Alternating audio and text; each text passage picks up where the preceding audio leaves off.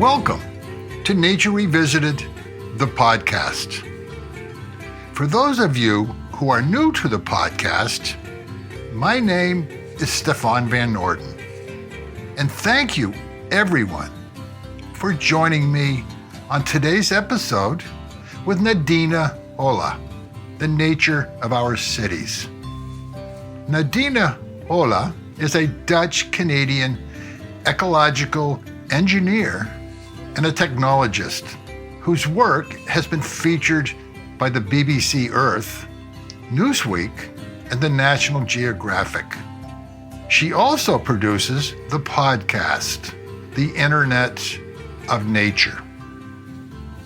In her new book, The Nature of Our Cities, Nadina writes that the future of urban life will depend on balancing the natural world and technology.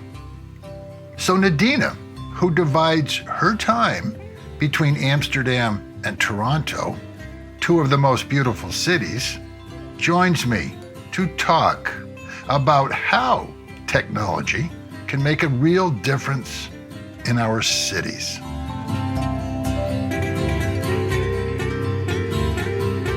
Nadina, welcome to Nature Revisited. It's a pleasure having you on the podcast. It's not often that I get to talk with someone from the Netherlands. Your new book, The Nature of Our Cities, is about your journey to find answers or solutions to some of the more crucial problems that we face in our cities. What were some of the motivating questions that you asked yourself that led to that journey? Well, Stefan, that's a great question. And thank you so much for having me on Nature Revisited. It's a pleasure to have this conversation with you. I would say some of the questions that I had was really twofold. On the one hand, we're seeing this massive rise in natural disasters and the increasing damage that we're having. And it often feels like in many of the cities that we're building and continue to retrofit to this day, we have lost nature's natural buffer. We're removing so much greenery and vegetation and nature that is there for a reason that is causing these issues like erosion. When we have issues like wildfire and we see this huge buildup of brush, which can be tinderbox for wildfires, we're seeing this massive increase in pavement and asphalt, resulting in stormwater that has nowhere to go. So I think on the one hand, I'm really inspired to motivate cities to design in a different way so that they can be resilient and have this buffer of, ironically, of nature to be able to withstand nature's power in these moments. But another huge motivator for me is the fact that we see longevity, lifespans, and health spans decreasing. We see that mental health is on the rise. And I would say there's a certain sense of hopelessness, of eco-anxiety, this idea that there's no excitement for the future. And much of that, I feel like, is an issue because we've lost our connection with nature. More and more of us live in cities. So if we can't create that sense of connection and nature in cities, then I think we're going to be in for real trouble. So that, I would say, are the two motivating issues and questions that I had before I started writing the book. So what made you want to become an ecological engineer? Yeah, ecological engineering is interesting. It's a relatively new discipline. It's been around for about 30 to 40 years, and it's really the art and the science of using nature's own methods to solve environmental problems. So working with ecosystems like wetlands or forests and use them to clean up pollution, manage water, or restore habitats. So it's kind of like working with nature to fix problems instead of against it. And that really in and of itself was the reason why I wanted to become an ecological engineer. I had tried my hand at many different disciplines, and I really felt like when I discovered ecological engineering, it all came full circle for me. Anywhere where you have neighbors, we are going to have this innate connection that we need to have with nature, and that in the most instances we need to restore with nature. And that is really at the heart of what an ecological engineer does, which is why I wanted to become one. The Dutch have had a long history with the land, water, and technology. Do you think your Dutch background had an influence on the path that you have taken? It's an interesting question. Yes, but not necessarily for the reasons one might expect. I was born in the Netherlands. My family and I moved to the States shortly after that. Growing up Dutch in Canada, I think offered me a unique perspective. I could compare my typical suburban neighborhood and upbringing, and I could compare that to my cousins' lives in the Netherlands. While there were many similarities, what stood out to me were the forests, parks, canals, and reservoirs in the Dutch landscape. And I felt Dutch neighborhoods seemed to prioritize nature more actively. In a lot of Dutch communities, instead of being an afterthought, nature was integrated into designs from the start, rather than first being destroyed and then reintroduced later. And that was something that was really inspiring to me. What it speaks to is humanity's intrinsic want and desire to be around nature. And I thought we might be able to use that style of development across the side of the pond. Your podcast is called Internet of Nature, which is a phrase you have used to describe your work. When did you first start using it, and how would you define it? I remember it very vividly. It was February of 2019, and I was invited to deliver a TEDx talk, and I had 1 month to prepare for it. For the first time, I was tasked with distilling my philosophy and ideas into one cohesive story. And I was doing my PhD at the time. Academia doesn't always force you to distill what it is exactly that you're working on and how you would translate that to a general audience. And it was really through this TEDx talk that I was challenged to do that for the very first time. It was during that process that I realized that my work needed a name. I had encountered numerous innovators using technology in a responsible, ethical, and exciting ways to enhance nature in cities. And I thought, yes, this needs a name. And I decided to coin their endeavor the Internet of Nature. And this title became the centerpiece for my TEDx talk, and then also the subject of the academic paper that I co-authored, and then the focus of my ongoing mission to spread its message and the innovators within it. Today, I would say the Internet of Nature is much the same as it was defined 5 years ago. It is a concept that parallels the idea of the Internet of Things, IoT, in the digital realm, but applies that to the natural world. It doesn't just use Internet of Things technology. It uses all kinds of emerging technologies to monitor, understand, enhance ecosystems and biodiversity in our urban environments. The Internet of Nature encompasses this whole range of different technologies, so sensors and data analytics, and artificial intelligence, communication networks. And I would say the best way to learn about them is through the stories of the innovators themselves. I've gotten the opportunity to document them through my podcast, and many of those and many others are also really at the heart of my book, The Nature of Our Cities. Many argue that nature and technology have absolutely no place being in the same sentence. I really want to work against this narrative. I want to swim against this current because I believe the natural world, especially in our cities, needs help. And we would be foolish to ignore this huge toolbox that we have available to us to be able to address a lot of those issues. And the Internet of Nature has really become this umbrella term for that philosophy. Throughout all of this, it's really important to me that I always maintain, and I say this many times throughout the book, and I say it through my presentations and the podcast, that I wholeheartedly believe that we need to maintain this philosophy of nature first and technology second. Everything that we use technology for is in the service of nature. Being able to use technology as an aid to help nature rather than as a replacement for it. And that is something that I really believe in. So how can someone learn more?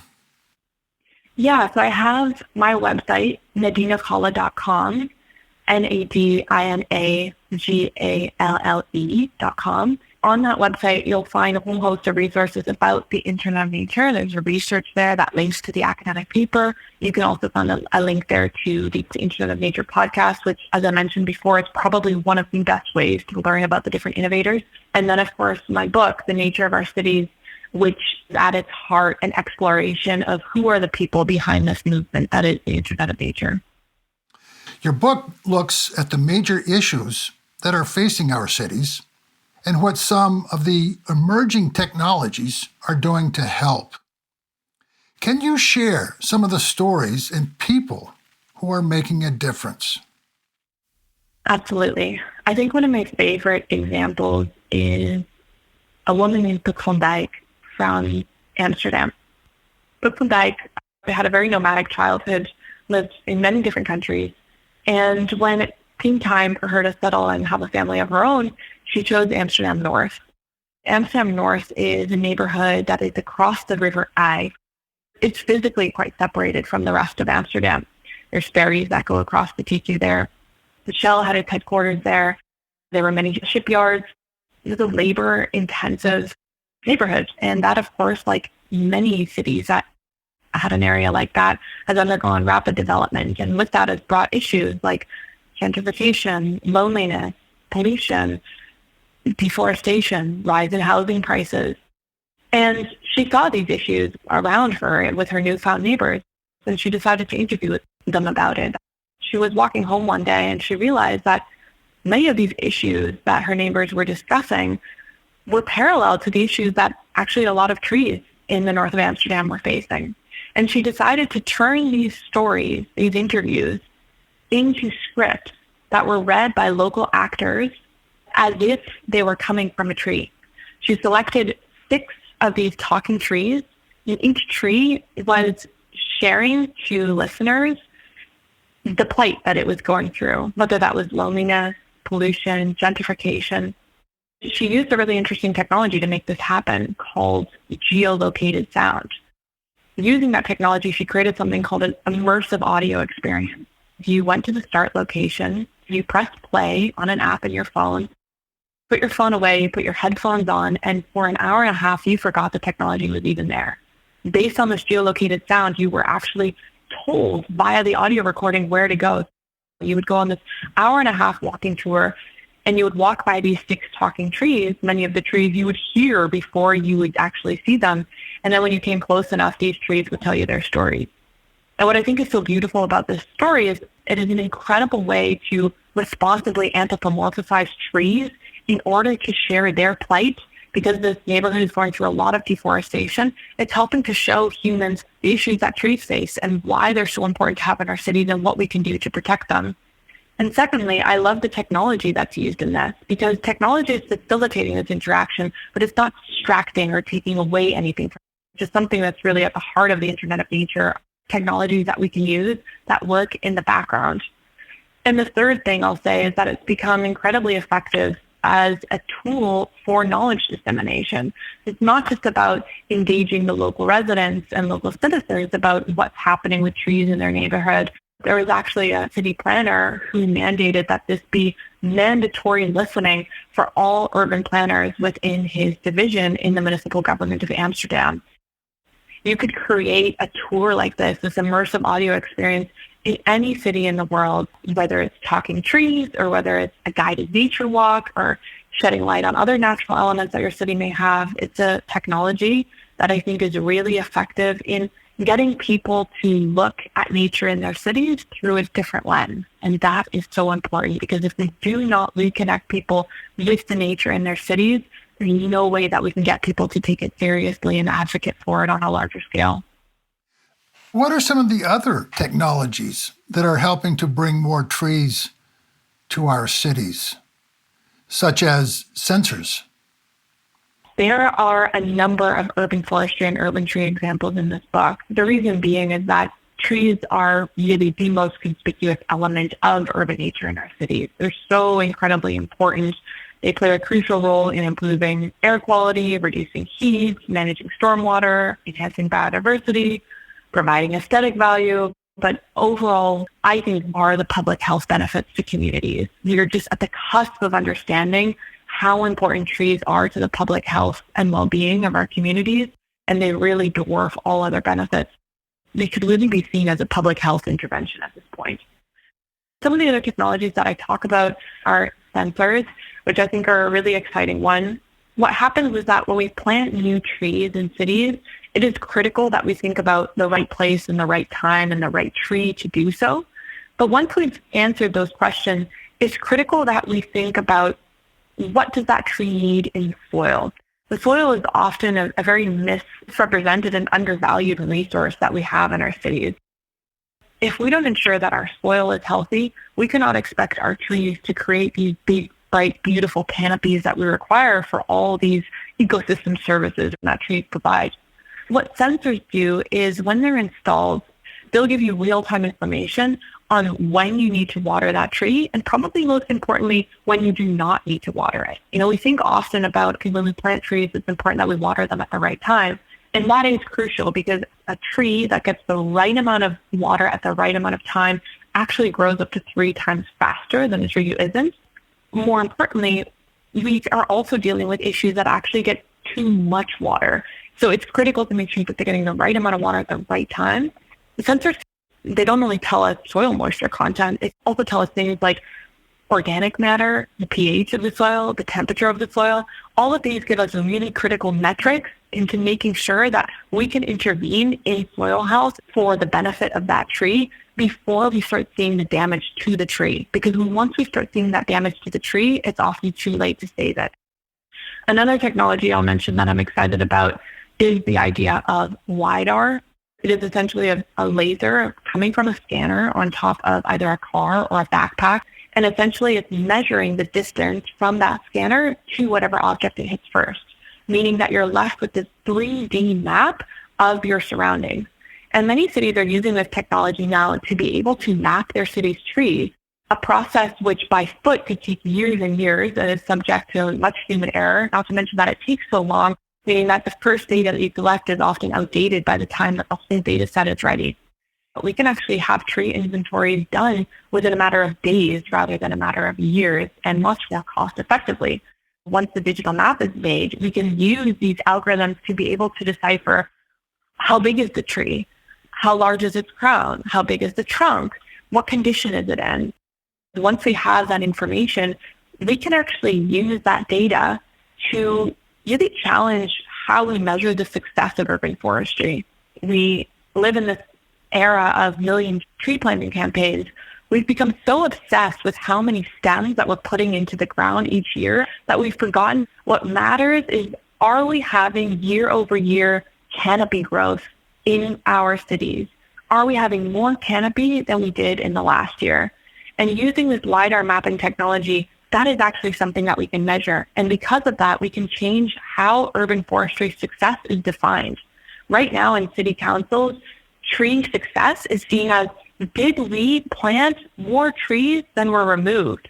But of course, this gives a completely skewed idea, because if you removed 100 large mature trees and then you went ahead and planted 101 new saplings, you have removed massive amounts of wildlife, stormwater filtration capacity, air quality. You've removed so much biomass and you've replaced it with so little. Unfortunately, right now on paper, that's still seen as a success. And using this LiDAR mapping technology, we actually have tools to be able to measure the canopy growth year over year and have that be our measure of success than just looking at stems alone. In your book, you point out that 2 major challenges to our cities are heat and flooding. What are some of the technologies that are addressing these issues? I am really excited in terms of flooding about what Adrian Benepe is doing at the Brooklyn Botanic Garden. Adrian Benepe is the president of Brooklyn Botanic Garden in New York City. He was one of the front runners behind a technology called the Smart Water Garden. Together with a number of architects and computer scientists and other city planners, they designed the Smart Water Garden, which is essentially a beautiful reservoir of water, but it's designed really like a garden. You wouldn't even know what it's able to do. If you just went there on a clear, sunny day, you would have no idea what this Smart Water Garden is capable of. Essentially how it works is it looks with online weather data, and anytime where it sees precipitation in the forecast, it goes ahead and it actually discharges charges a certain amount of water to the stormwater management system of New York in advance. So you're lowering the amount of water in the smart water garden, in the reservoir, so that you have more room for water that is projected to fall in the forecast.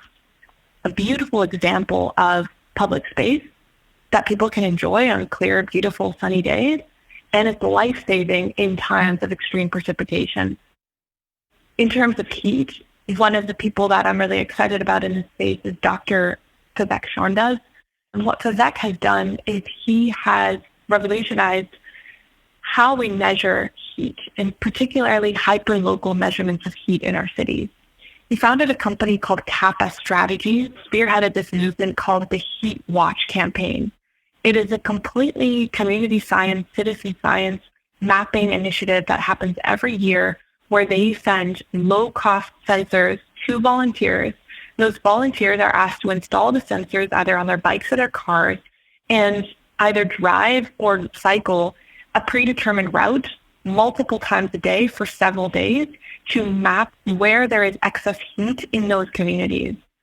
The reason why this is so revolutionary is an incredible way to engage citizens in this issue and create more advocacy for urban greening efforts.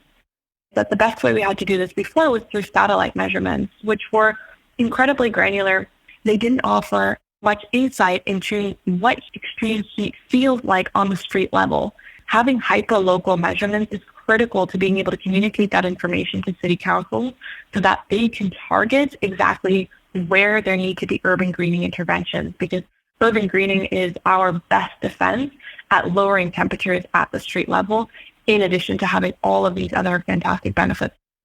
So do you see the Dutch having a role as we see more cities like New Orleans facing increasing problems with storms and rising water levels? I think there is a lot to learn in the Netherlands from its history of having to deal with these issues long before they become issues in other places. We've already seen massive Dutch involvement in the post-Hurricane Sandy response in New York City. There's also been a lot of Dutch architects that have been involved in New Orleans. But I will say it's not just expertise and not just technology like sensors, dams, and dikes that are really exciting in that area. But I think it's in a way that the Dutch have learned to communicate with each other, which is known as the polder model. The polder model comes from the Dutch word polder, which refers to the low-lying land reclaimed from bodies of water, typically through the use of dikes and drainage systems. But the term really symbolizes the collaborative approach of the Dutch in managing their waterways and their landscapes. It reflects this consensus-based process that's really involved in the model. Just as polders require the cooperation and collective effort to manage water levels and prevent flooding, that was something that you could not do unless you had collaboration amongst all stakeholders. And I think that's something that the rest of the world could really use from the Dutch. How can you use the polder model to increase collaboration among all the various stakeholders that we're going to need? Urban nature does not touch just one city department. Urban nature has an impact on flooding, on economics, on societal issues, on inclusion issues, on health issues, on climate change issues, on sustainability issues. Urban nature really has such an impact on all of these things. Right now, we have the Department of Parks and Recreation. Urban nature falls under that. But is that really fair when urban nature is having such an impact on all of these other departments? I think the polder model will become really crucial in this kind of newfound collaboration that we need to find amongst various stakeholders to make nature work in our cities. In your book, you say that we have to change our way of thinking to make a successful and viable future. What are some of the other ways that we have to change our way of thinking? I think we have to shift our perspective to view nature not as an obstacle, but as a valuable resource. And it's something that can be used to address a lot of the pressing economic, environmental, and social challenges that we're seeing. Because right now, urban nature has a cost associated with it for implementing it, planting it, maintaining it. There is cost associated with that. But right now, those maintenance costs are all coming towards one person, whether that's the homeowner, whether that's the homeowners association. But the benefits of that urban nature, whether it's a smart water garden, whether it's a tree, whether it's a pocket park, those benefits are being felt around the community. And that's a difficult accounting problem that we need to solve. And I would like to see the world's best economists help us understand how we can do a better job of that. Right now, we have a very, very difficult time understanding those costs and benefits on paper. And I think embracing these approaches requires a willingness to learn and acknowledging that nature has many of the answers, but we need to figure out a way to make it work in our current economic system. Because I believe inherently it is something that we can solve. We're just not quite there yet. And how important are the emerging techno-naturalists and citizen scientists to the new urban revolution? Yeah, I would say the techno-naturalists, the citizen scientists are everyday people and entrepreneurs who are using technology to contribute to scientific research and environmental conservation efforts. And they really at the heart of the Internet of Nature. I really see them as the cheerleaders of this movement, and without them, I think we would be nowhere. They really play a crucial role in participating in projects like the City Nature Challenge, for example, which I discuss at length in the book. The City Nature Challenge is an invitation to people all over the world. Over 700 cities took part, and it's 80,000 people in total. And that is growing every year. Initiatives set up by the California Academy of Sciences and the Los Angeles County Museum of Natural History. It's 4 days every year, inviting people to use the app iNaturalist to observe, identify, photograph, and upload as many observations as possible in this 4-day period. And it's really meant as this celebration of urban nature, this call to action to try and document as much urban biodiversity as possible within these 4 days. And it's been an incredible to see it grow over the past 9 years that it's been around, starting from just 2 cities participating to over 700, seeing how many thousands of species have been identified and how many endangered or even thought to be extinct species. Like the city of La Paz, largest city in Bolivia, has actually won City Nature Challenge for the past 3 years. A high schooler actually rediscovered the Bolivian snake, which hadn't been seen in years. It was actually thought to be extinct in La Paz. In the same way, there was this endemic blueberry bush, which hadn't been reported since the early 1900s by researchers, was re-identified. And that really, I would say, is at the heart of one of my main goals with the Internet of Nature, which is having people establish that reconnection with nature, which I believe is inherent to everybody out there. They just sometimes need a little push, a little nudge to have that interaction take place. And this is a great way to make that happen. While you were writing your book, you became a parent.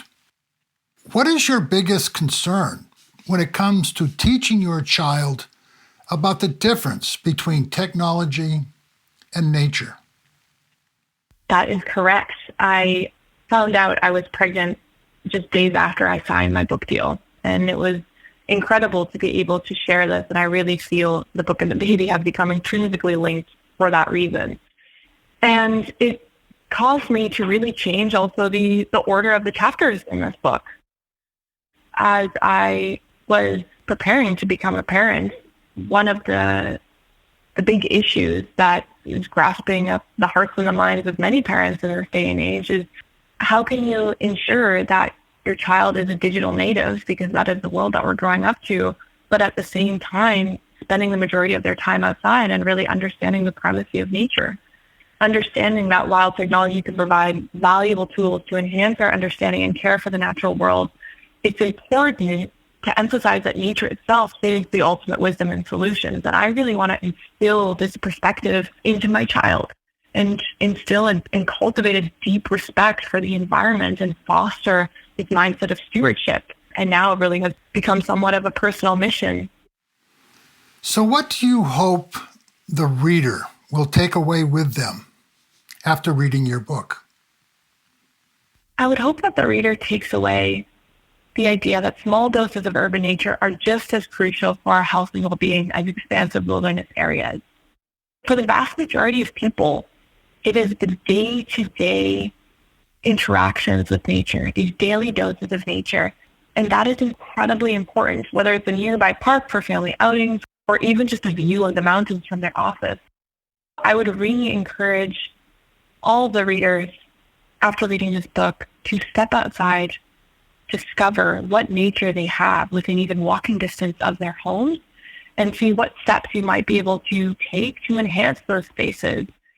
These things are really important to our overall health and well-being, and it's crucial that we take care of these spaces, because if we don't use it, we lose it. Where do you hope technology ultimately takes us in our relationships with nature? I hope that we no longer notice the technology at work. I write about this in the epilogue of the book as well, but I hope someday we get to the point where technology helps us water newly planted trees, provides decision support on the most effective place to plant new natural interventions, offers us ways to contribute to biodiversity surveys and safe habitat for endangered species, and that they help us consciously protect and enhance nature with every new building and development. That technology supports our relationship with nature, but it never replaces us. And that someday we might not even notice it at work. That someday many of these technologies that I discuss in the book might even become obsolete. I think that our relationship with nature should always come first, and that technology offers a way to support us in caring for it. It will in no way ever replace the beauty of nature. It will always be a tool to help us enhance it.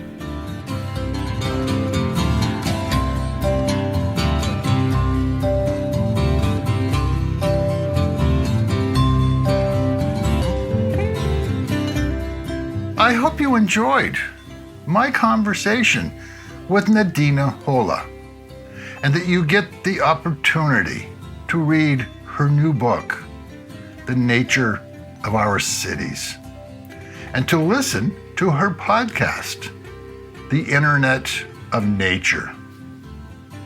To learn more about the work that Nadina is doing, visit her website, nadinagalle.com. If you enjoyed this episode, please share with friends, family, and colleagues. You can follow Nature Revisited on Facebook, Instagram, YouTube, or our website, nordenproductions.com. I would also like to invite you to share your comments and ideas, and even suggestions for future guests for Nature Revisited on the comment section of this episode on our website. The music for Nature Revisited is Tim Buckley, Buzz and Fly. Nature Revisited is produced by Stefan Van Orden and Charles Gagan, and I hope you will join me for the next edition of Nature Revisited. And in the meantime, do remember, we are nature.